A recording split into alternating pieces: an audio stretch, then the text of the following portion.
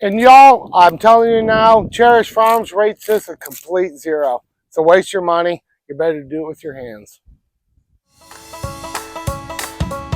I'm Holly. Drew here. I'm Jerry. Holly's done handed me this. It's for seeding. Maybe we'll try something new and see if it doesn't speed up the seeding process a little bit faster. So I've got mine set at 1. There's even a 0. Why would they have, a 0 just to hold the seeds? Gotcha. Okay, so we're gonna give it a shot. I guess I'm not gonna go crazy. We'll put about that many in there. Well, I would say those are small enough to go on a number 1. Get these away from that contraption. We'll click the number 1 on. Okay, now then. Gosh. You're supposed to real lightly tap it. It's supposed to come out really slow. Do you get it on 1? You do get it on 1. You get it on the lowest setting, so tap. See, and they come out. There's way too many coming out at one time. See, I don't think it's even worth the money. Yeah, that's all right. Maybe it's something you just get used to. Tap it. So this year we are starting our onions in November. So last year we did it in January, and these are the ones and the size that we ended up with. This is Red Creole. I'm going to try this again because I am adding a few more months, hoping that it will definitely get bigger. This is the white onions. These were planted from seed, and we started those, like I say, in January. So I'm hoping they'll be even bigger this year as we are starting them in November. We will keep them in the seedling trailer for quite a while, and then when the time is right, we will put them out in the garden. This was planted by starts. So starts, seeds. I think we win with the seeds. The onion seeds we're starting are the Texas 1015. We have not done those in the past. Hoping for a bigger onion out of the 1015s. Heard that they do really well, and they are Texas 1015s, so they should do well. So we'll be starting those today, and this is November 4th, and we're putting them in. So let's get busy. So on the depth, I actually just go just a little bit above the gold or the metal on the pencil, just like so, just down and then up. It doesn't have to be that deep. It's really quite easy.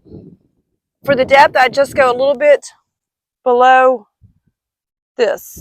You don't really have to go extremely deep with the onions. I will check the soil after we get done and see which ones need extra soil. Go back to the little container thing that we use for the soil, add it in there, and that will be suffice. I will also water these one last time right before we put them underneath the lights. And then on the varieties, I did end up with red burgundy instead of the red Creole. So that's what we have. We have the Texas 1050, and then we also have a Japanese Shonen onion. So we'll see how that turns out.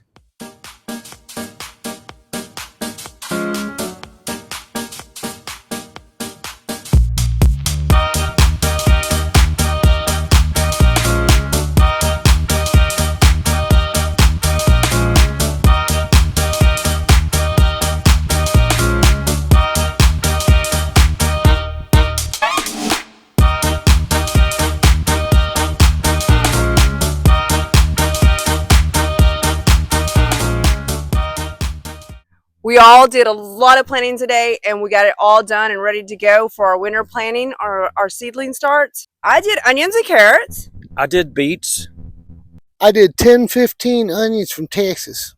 So now we're just going to get some lights going, watered in the seedlings, and we are about to finish up for the day on the outside, but I have to go in and start canning some more stuff. We are planting garlic today here on the farm.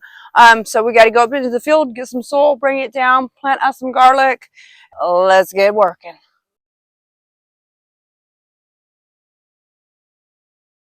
Allergies have been rough this year, so I'm going to be using a mask so that I don't stir up my allergies and my sinus infection any further than what it is.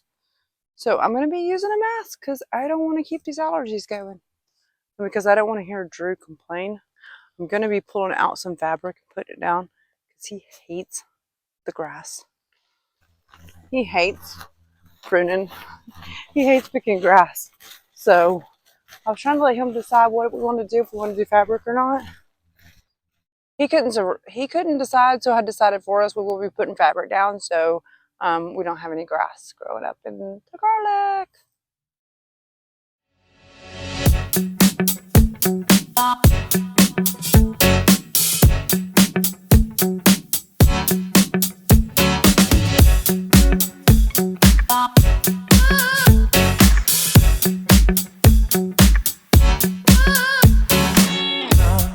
Just for a little garlic education. You pick these apart, leaving the skin on. You plant them with the blunt side down and this little tip sticking up. You can cover it anywhere from this much dirt to 3 inches. I've done both. I did the 3 inches, however, and I didn't get that much of a great crop. So not sure if that was an issue or not. But this year we're planting it just above, just about a half an inch to an inch above. We'll see.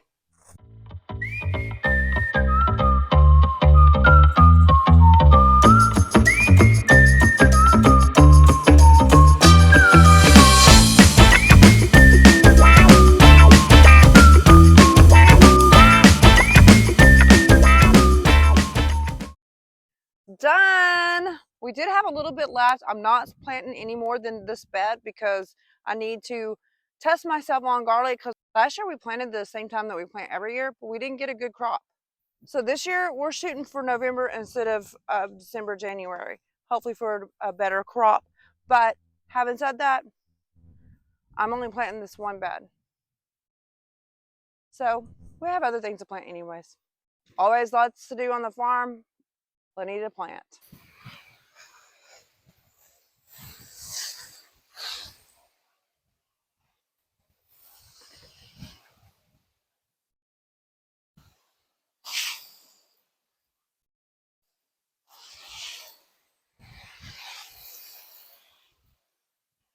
This is what I have left over. I'll be peeling that and putting it in my antibiotic tincture. If you have any questions, drop it in the comments and I'll see if I can answer it. So our babies are in the cocoon right now. Here's the babies. They look good.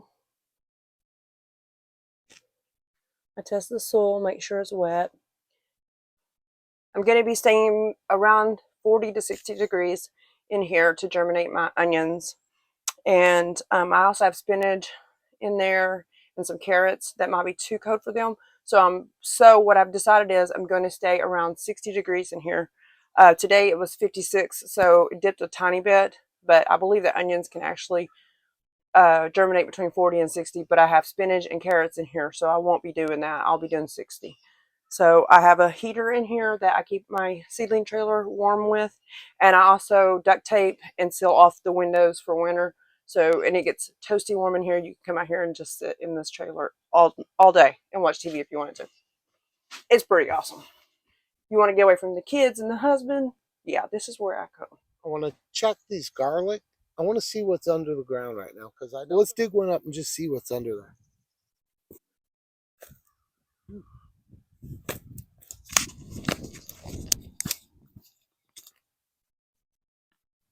That's the sprout. Oh, there's bunches of garlics. Wow. No, it's one. Look at that. It was one. It just hadn't balled up yet. One big clove. It was one, but it hasn't balled. It hasn't put its little stuff around it. So they're going to make good garlic this year. Look at that. Yay for the farm. I'm keeping this. I'm eating this. They're from Emery's and my planting. So I will definitely leave them. What this little thing is here, it's where scout bees come into the farm. And if they find food, they'll leave it in these little holes and cover them up with mud. So a year later or whatever, another scout bee comes and he has food. And you can see we got quite a few filled up now. And I'll show you that. That's the little food that's in there. You can see it's covered in mud, but behind that, they shove an insect in there. You can see someone open this one, or it came open, but it took a few. There's one that's totally closed off too for years. Thanks for joining us today, and I hope to see you next time here on the farm.